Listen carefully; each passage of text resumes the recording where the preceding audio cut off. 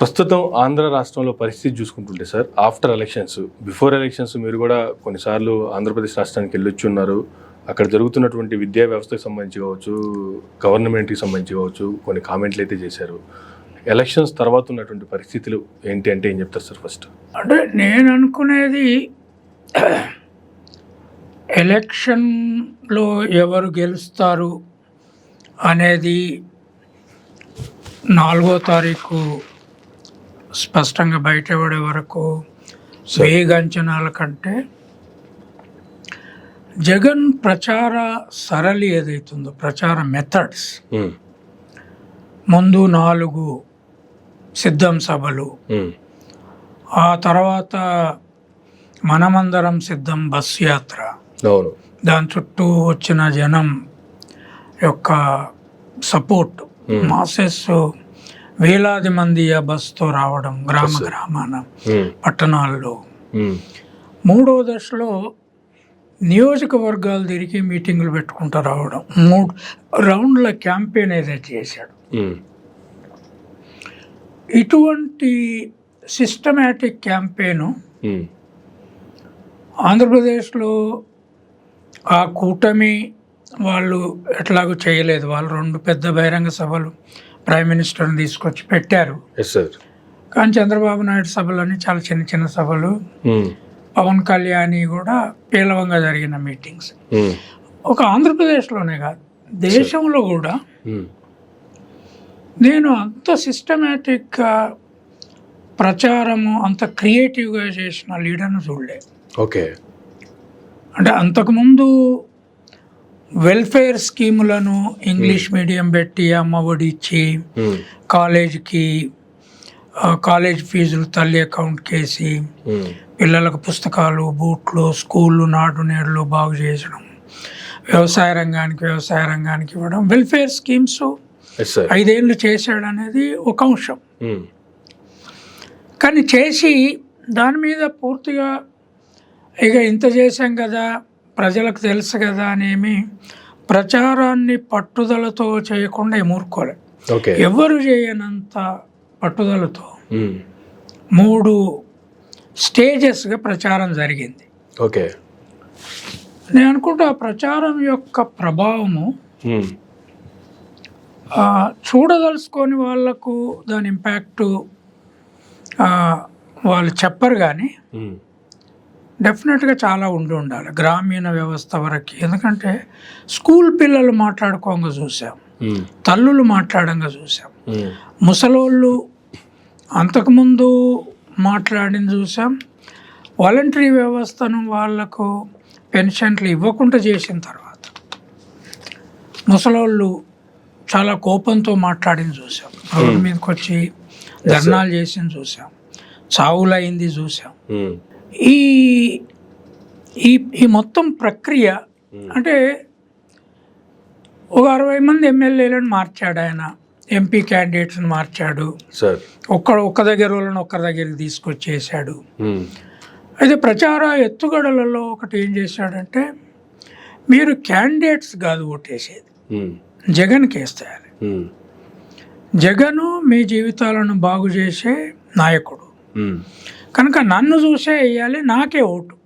Okay. System ప్రకారము నేను ఎమ్మెల్యేలను ఎంపీలను పెట్టుకుంటాను. అంటే చాలా అది నిజానికి అలా చెప్పకూడదు. ఒక ముఖ్యమంత్రి క్యాండిడేట్ కానీ, ఒక పార్టీ అధ్యక్షుడు కానీ తన పార్టీ నాయకులను చాలా చిన్నవాళ్ళని చేసి చూపెట్టిన ప్రక్రియ కనపడుతుంది దాంట్లో. ఓకే. కానీ ఒక కాన్ఫిడెన్స్ ఏం కనపడుతుందంటే, నేను మీకు చేస్తున్నాను కనుక, నేను మళ్ళీ ముఖ్యమంత్రి అయితే మీకు ఇంకా చేయగలను కనుక మీరు నా కోటేయాలి. ప్రజలు నా కోటేయాలని అప్పీల్ చేయడం ముందే అది ఇంటర్వ్యూలలో కూడా చెప్పాడు. నేషనల్ అప్ కంట్రీ ఇంటర్వ్యూస్లో, మిగతా వాటిలలో కూడా చెప్పాడు. రేపు జగన్ ఎంత మెజారిటీతో గెలిచిన, మెజారిటీ ఎక్కువ కావచ్చు, వీళ్ళేమో ఎవరు ఊహించనట్లు 151 కంటే ఎక్కువ వస్తాయి. సరే 75కు 70, 175 వాళ్ళ ప్రచార స్కీమే ఉంది. అని వీళ్ళు అంటున్నారు, లేదు వాళ్ళు మేము వస్తామంటున్నారు. సో నాలాగా సిద్ధాంతాలు, రాజకీయాలు, ఒక వ్యవస్థ మార్పు కోసం సార్ రాసి మాట్లాడే వ్యక్తులము చీప్ గెస్ నేను చేయదలుచుకోలేదు ఎవరు వస్తారు అనేది. కానీ జగన్ 5 ఏళ్ళు సిస్టమేటిక్గా పరిపాలించిన పద్ధతి, సార్ పార్టీని నడిపిన పద్ధతి, దాన్ని తన కంట్రోల్లో ఉంచుకున్న పద్ధతి, చాలా పెద్ద సమస్యగా ఉన్న అమరావతిని దాన్ని ఆయన పక్కకు పెట్టడానికి ఎన్నుకున్న రాజకీయ ఎత్తుగడ. సార్ 3 రాజధానులు, మెయిన్ రాజధాని, ఆపరేటివ్ రాజధాని వైజాగ్ మార్చడం అనేది, సార్ ఇది ఇంతకుముందు ఏ రాజకీయ నాయకుడు చేయనటువంటి ఎక్స్పెరిమెంట్. అంటే రాజకీయ నాయకులు సాధారణంగా కేడర్కు భయపడితే, లీడర్లకు భయపడితే, ఈయన పోతే ఏమైద్దో, ఈయన నేనేం మాట్లాడితే ఏమనుకుంటాడో, తర్వాత వీళ్ళంతా వెళ్ళిపోతే నేను మాత్రం ఎట్లా నడుపుతాను అనే ఒక భయంతో కూడా ఉంటారు రీజనల్ పార్టీ లీడర్లు కూడా. ఓకే, నేషనల్ పార్టీలలో కూడా ఆ భయం ఉంటుంది. కానీ జగను అట్లాంటి భయం లేకుండా సార్ పరిపాలించిన 5 ఏళ్ళు తన ఉన్న స్ట్రాటజీని అమలు చేయడానికి పరిపాలన జరిపాడు. ఓకే, ఇప్పుడు కనుక ఈ 3 పార్టీల ఐక్యను కేంద్రం నుంచి బీజేపీ వచ్చి, ప్రధానమంత్రి వచ్చి ప్రచారం చేసి, చాలా ఇబ్బందులు ఉన్న తన శత్రువుగా ఉన్న చంద్రబాబు నాయుడుతో కలిసి చేసింది ఒక రకంగా వాళ్ళకి నష్టమే అనుకుంటున్నాను నేను. అంటే ప్రధానమంత్రిని చంద్రబాబు నాయుడు తిట్టాడు అంతకుముందు. అవును, 2019 ఎన్నికల ముందు ఉన్న పొత్తును విడగొట్టుకొని వాళ్ళు పార్లమెంట్ నుంచి బయటకు వచ్చారు, మినిస్ట్రీ నుంచి బయటకు వచ్చారు. ఇక్కడ మినిస్ట్రీలో ఉన్న వాళ్ళు బయటికి పోయారు. ఆయన మోడీని నేరుగా తిట్టాడు, సార్ నీ అంతు చూస్తా అన్నంత తిట్టాడు. మళ్ళీ ఇప్పుడు పోయి బతిలాడుకున్నాడు, ఒక ఐక్య రూపం ఏర్పడింది. 2014లో వాళ్ళు 3 పోటీ చేసినప్పుడు జగన్ ఓడిపోయాడు. 2019లో వాళ్ళు విడివిడిగా చేసినప్పుడు బ్రహ్మాండమైన మెజారిటీతో గెలిచాడు. ఇప్పుడు కూడా వీళ్ళు మళ్ళీ కలిసి చంద్రబాబు నాయుడు, ముఖ్యంగా ఎంటైర్ కమ్యూనిటీ, దాంట్లో కొద్దిమంది జగన్కు స్పష్టంగా ఓపెన్గా సపోర్ట్ చేశారు. సార్ కమ్మలలో కూడా చేసిన వాళ్ళు చూసిన నేను. ఈవెన్ వాళ్ళ అమరావతికి సంబంధించిన మేధావుల ఫోరము వాళ్ళంతా కూడా జగన్కు సపోర్ట్ చేశారు. వైజాగ్ రాజధాని సమస్య ముందుకు వచ్చినాం సార్, ఎందుకంటే అక్కడ వైజాగ్లో ఈ స్టీల్ ప్లాంట్ ఇష్యూ ఉన్నది, దాన్ని జగన్ అయితే కొంత కాపాడుతాడేమో. రెండవది బీజేపీతో టీడీపీ కలిసిన తర్వాత కమ్మలలో కూడా ఒక సెక్షన్ మళ్ళా మోసకారులతో కలిశారని వచ్చి ఇటు సపోర్ట్ చేసిన వాళ్ళు ఉన్నారు. ఇప్పుడు కనుక జగన్ గెలిస్తే సార్ ఆయనకున్న ఏజ్ అడ్వాంటేజ్, ఆయనకున్న రాజకీయ అనుభవము, పోరాట పటిమ, తర్వాత తన స్కీములను అమలు చేసుకునే పద్ధతి.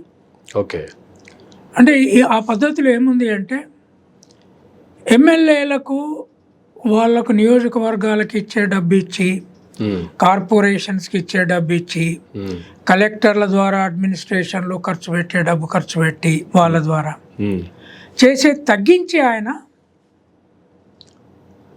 ప్రజలకు అకౌంట్లోకి ట్రాన్స్ఫర్ చేశాడు. దానివల్ల వాళ్ళ ఎకానమీ బూస్ట్ కూడా అయింది. కింద నుంచి మార్కెట్ బాగా జిఎస్టీ పెరిగింది ఆంధ్రప్రదేశ్.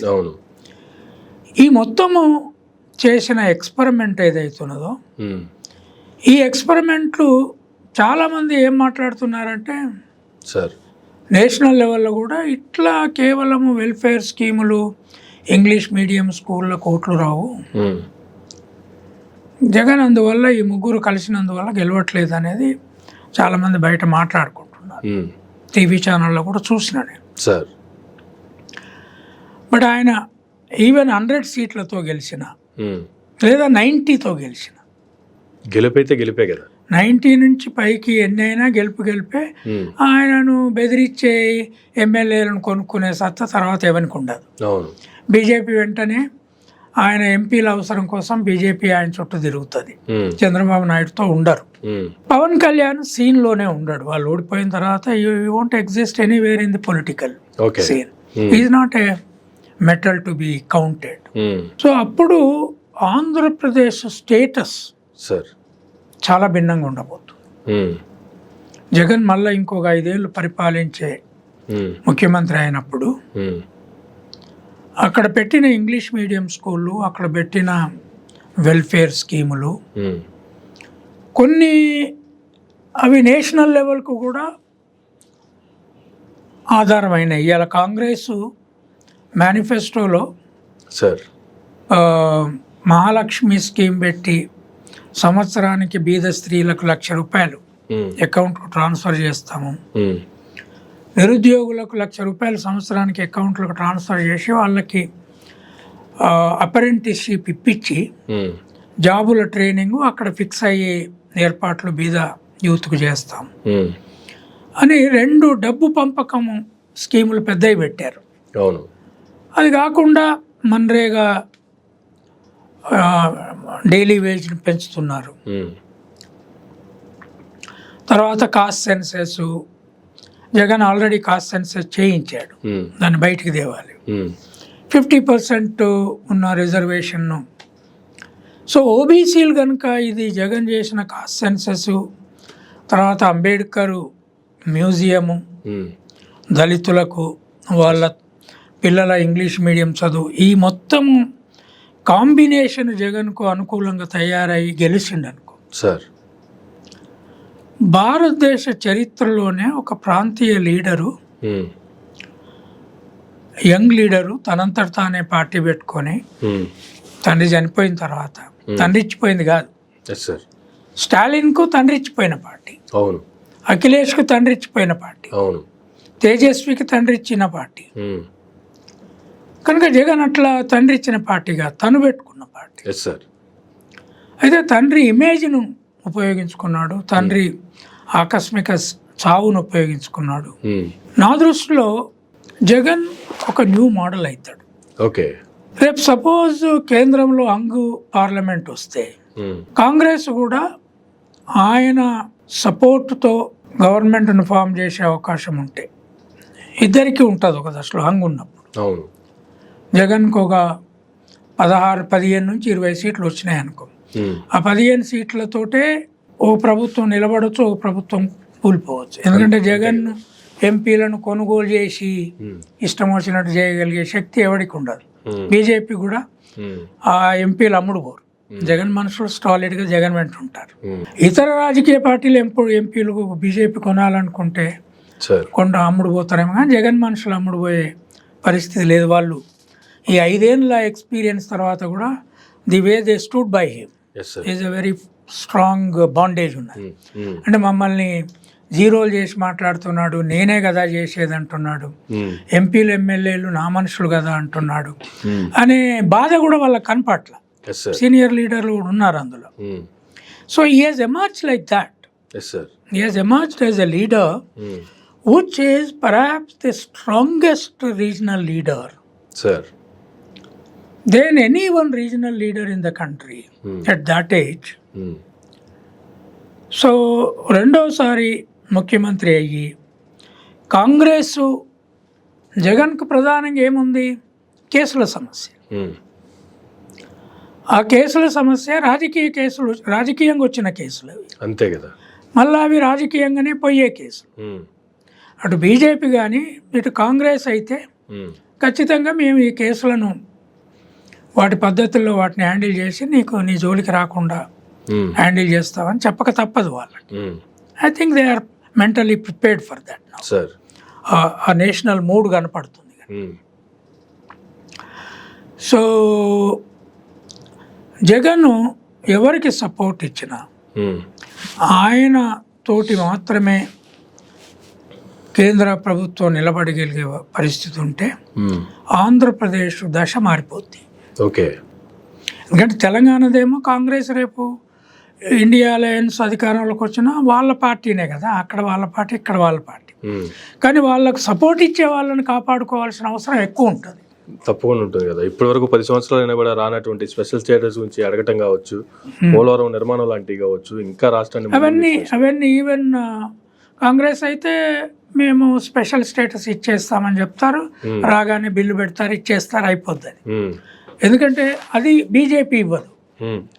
కాంగ్రెస్ కు జగన్ కనుక మద్దతు ఇస్తే స్పెషల్ స్టేటస్ ఇస్తారు, కేసులను నల్లిఫై చేస్తారు,